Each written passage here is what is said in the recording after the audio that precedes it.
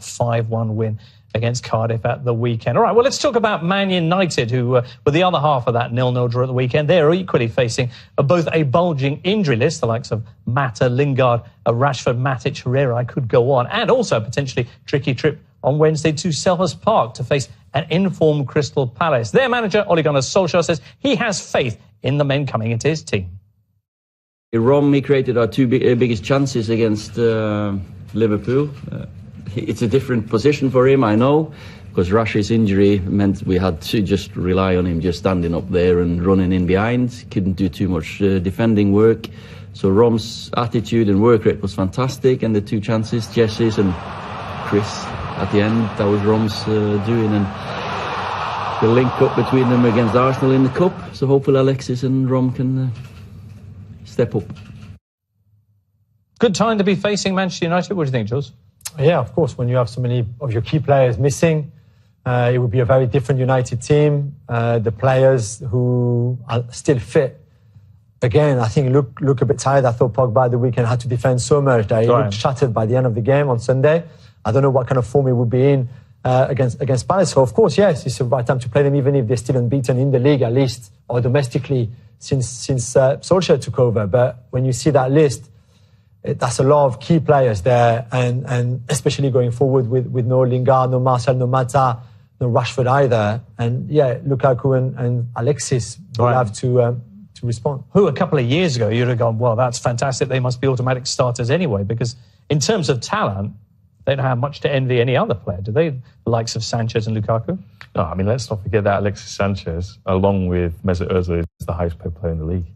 And while his performances have maybe slightly started to turn a corner under Ole Gunnar Solskjaer, certainly not meeting anywhere near expectation that United had when they signed him a year ago.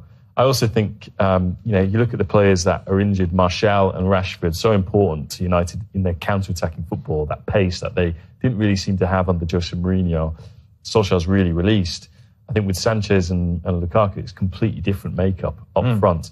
I think Jurgen Klopp was one of the things he was disappointed in his Liverpool side at the weekend was that he felt they could get in behind Lukaku because Lukaku just didn't track back at all. And I think with Palace and their counter-attacking talent, that is something that they could exploit if they want to.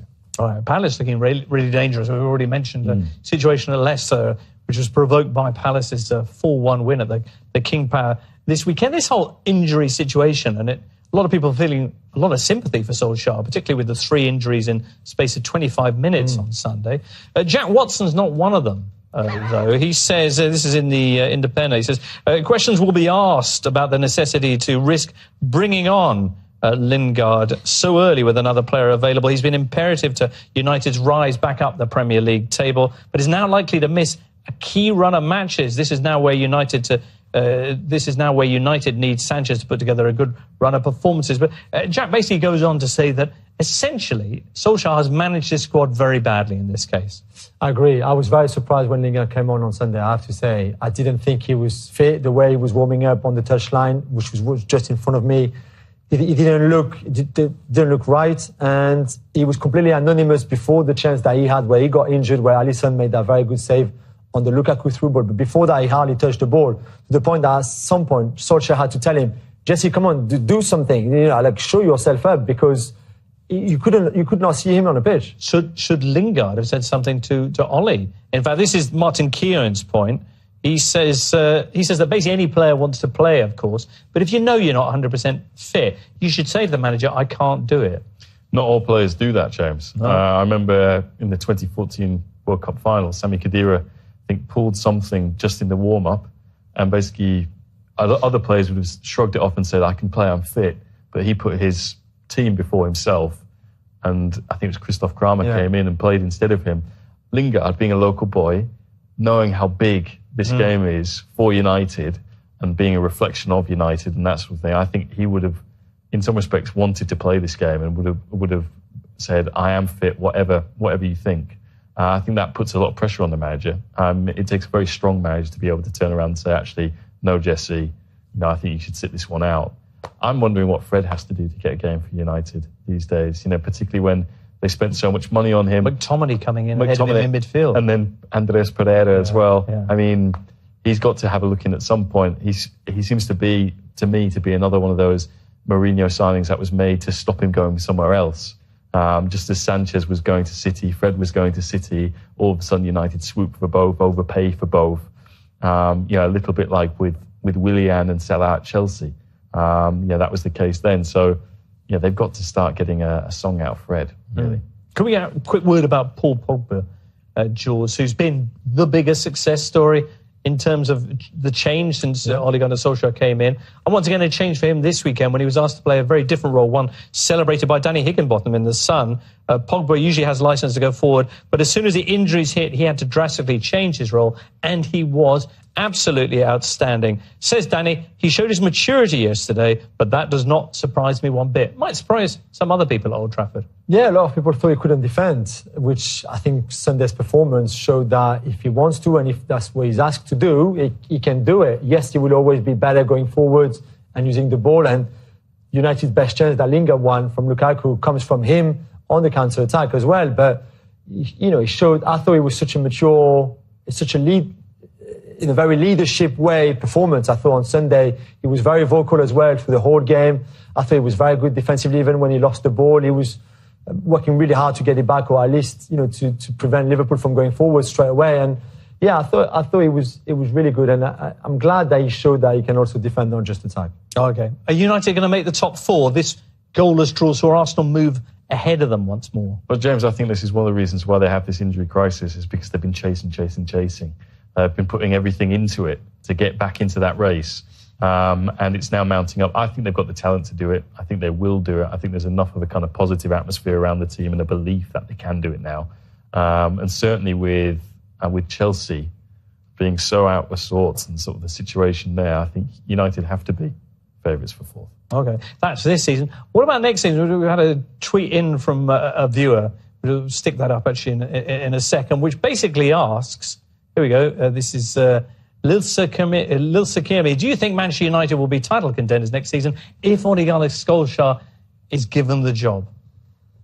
No, I still think Why, Jules? I think they're still way behind Liverpool and City. Why? What are they so far behind? Instead of cohesion collectively as a unit, in terms of talents. You say that, but over the last 10 games, they've got the best track record in the Premier League. Yeah. We have to see what they do in the summer. They're going to go big in the summer, you imagine, in terms of addressing some of those shortcomings that you think they have. Let's see if they're playing the Champions League. If you don't play in the Champions League next season, they might try to sign a lot of players. I'm not sure if they manage to. Confirmation just down there. Yeah, most points that's great. In the last 10 games. That's great. But let's see who they play against.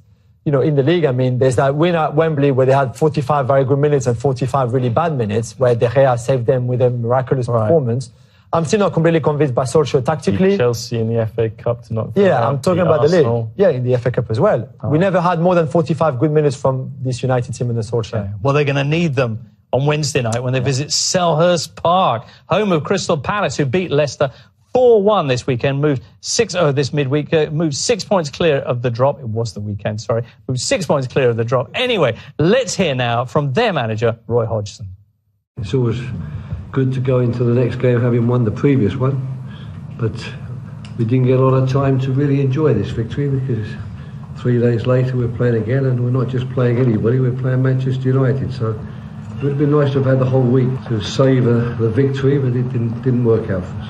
Of course, I'm looking forward to it, but I'm very wary of the fact that this is Manchester United. This is a team in their last 11 league games that have only managed to draw twice and win the other 9. So it's going to be a very, very tough ask for us, but at least we go there on the back of a victory ourselves. Certainly are. Roy Hodgson putting together a really impressive run with Palace at the moment, still in the cup as well. Magnificent. Are they going to spring a bit of a surprise on Man United, do you think, Jules? I'm not sure. I think it'll be a draw, this one. I can see United sort of grind out a result at Selhurst Park. Really? Yeah. I don't know why. I have a feeling that we're going to... one of the most famous Premier League matches of all time was that infamous Cantona game back in the 90s there. But with United arriving decimated, and with Palace, with the likes of Batshuayi, who's been a really exciting addition, Zaha rediscovering his goal-scoring form as well. Yeah. And regularly, Zaha's now scoring goals as well. I think as I said, I think they've got the weapons to cause United problems, particularly on the counter-attack. And they're confident. And let's not forget the last time they met earlier in the season, they were 2-0 up, were they not? And then United came back and won 3-2 late, albeit under Jose Mourinho. I think Palace have got the tools to unlock United in this. So, I mean, it's going to be we've talked about Solskjaer's record in big games against the teams we all expect United to be fighting against. But I think in terms of form teams, this is one of the most informed teams that Solskjaer has played. So I think Palace can get something in this, definitely. Interesting. All right. Well, that's coming up on Wednesday. They're not the only team busy moving their way clear of the battle at the bottom, of course, Crystal Palace. Newcastle are also in fine